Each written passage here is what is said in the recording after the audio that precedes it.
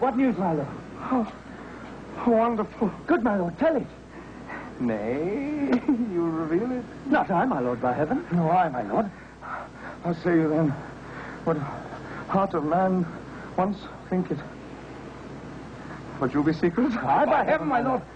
There's ne'er a villain dwelling in all Denmark, but he's an arrant knave. There needs no ghost, my lord, come from the grave to tell us this. I remember way, way back when he did a revolutionary Hamlet. Whither wilt thou lead me? Speak! I'll go no further. The older type of actors, they only did a movie so that they could buy a colour television set or a refrigerator or something. Chris was one of the first of the... So I suppose it was because he was Canadian and had a very different modern outlook. I don't know.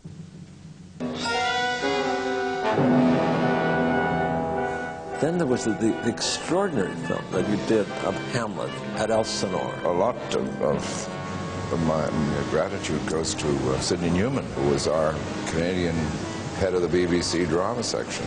I see the imminent death of 20,000 men that for a fantasy and trick of fame go to their graves like beds. From this time forth, my thoughts be bloody or be nothing worth. And his Cockney humor is irresistible. It's just divine. He kept us in stitches. I thought he was the most marvelous Horatio. And what a difficult part that is, just to be someone's friend. I had never understood Hamlet until I saw Chris's Hamlet. He was such a great help to me. I remember doing the to be or not to be soliloquy. There was a fog, and he had to get it done, because every 5 minutes the foghorn went off.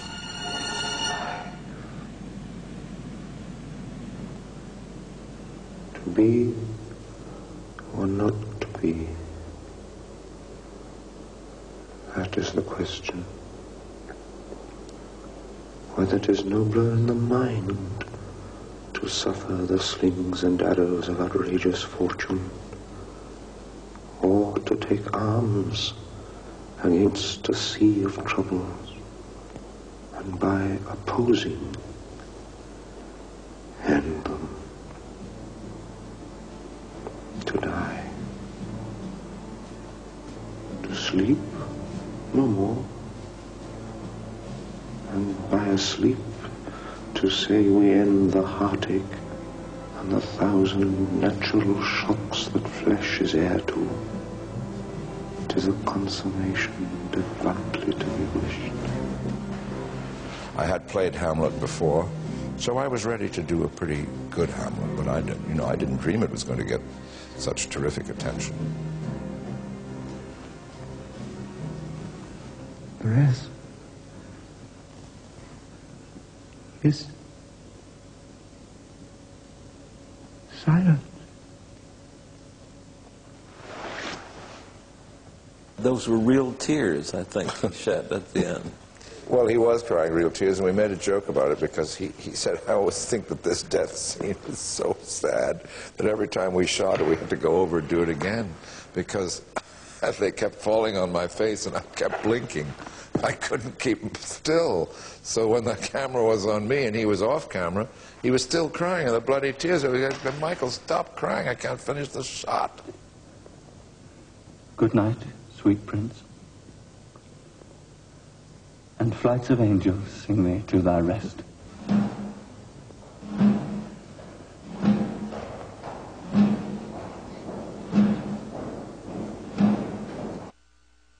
To be or not to be,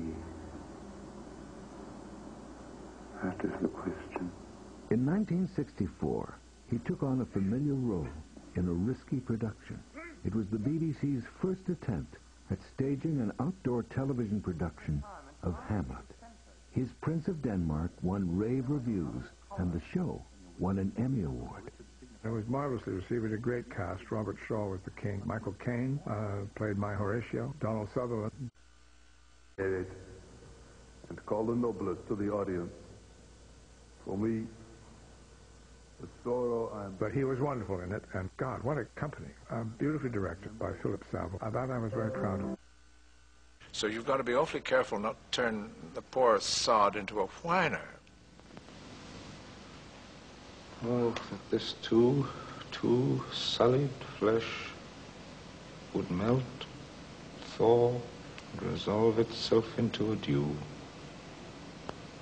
Or that the everlasting had not fixed his canon against self-slaughter. Oh, God. Oh, God. How weary, stale, flat, and unprofitable seem to me all the uses of this world. It could easily be read. Contribution, if you will. Unless things mortal move them not at all, would have made milk the burning eyes of heaven, and passion in the gods. Look, whether he hath not turned his colour and hath tears in his eyes. Pray you, no more. He chides him. The play's the thing wherein I'll catch the conscience of the king. This play is the image of a murder done in Vienna. Gonzago is the Duke's name, his wife Baptista. I was, at that time, small parts.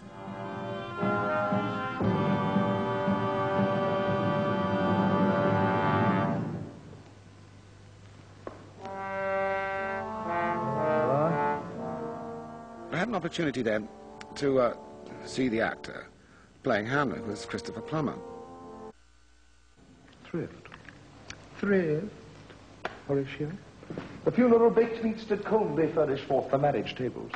First time round when you play it, I think you're a little overawed by the huge responsibility you have. And second time round, you're not quite so awed about the hugeness of the role, so I immediately sunk my teeth into as much comedy as I could get out of it. There's tons of it in Hamlet. Let me through you. You're welcome. Nay, good my lord, this courtesy is not of the right breed. There is broad comedy, and there is wonderful, refined wit.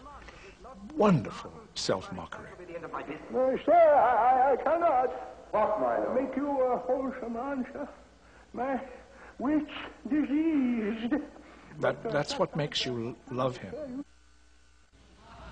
Our first student performances, the students are usually too young sometimes to go to any play, let alone Hamlet, and they couldn't take it anymore, particularly when, poisoned by the tip of Laertes' sword, Hamlet says, "I am dead, Horatio," which brought down the house instantly, of course. It was somebody actually saying they're dead. I'm dead. Horatio? Well, you couldn't hear the rest of the play. And I was dumb enough to actually try it again, because Shakespeare gives Hamlet 2 more lines in which he has to sing, "I'm dying, Horatio." He says a little later, Horatio? I am dead. They fell on the floor again. And finally he said, "I die, Horatio." And they all went, "God, hurry up!"